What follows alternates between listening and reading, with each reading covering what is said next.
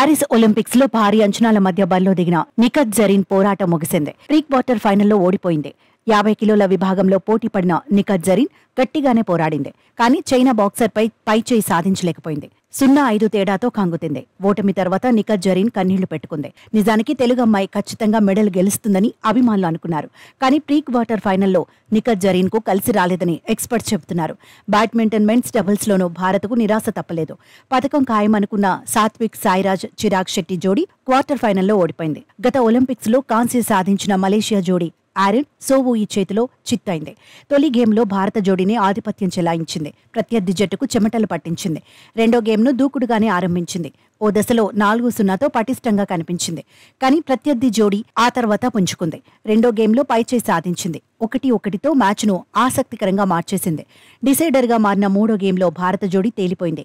గట్టి పోటీ ఇవ్వలేకపోయింది. చివరకు 21-13, 14-21, 16-21 తేడాతో ఓడిపోయింది.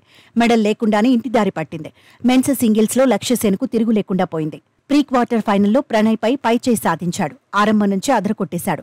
అద్భుతమైన ప్రదర్శనతో ఆకట్టుకున్నాడు.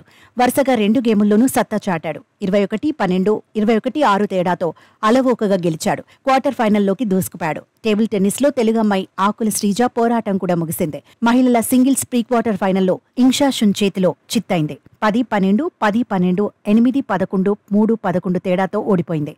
స్టార్ ప్లేయర్ మనికా బత్రా సైతం చిత్తైంది. మహిళల సింగిల్స్ ప్రీ క్వార్టర్ ఫైనల్లోనే ఇంటిదారి పట్టింది.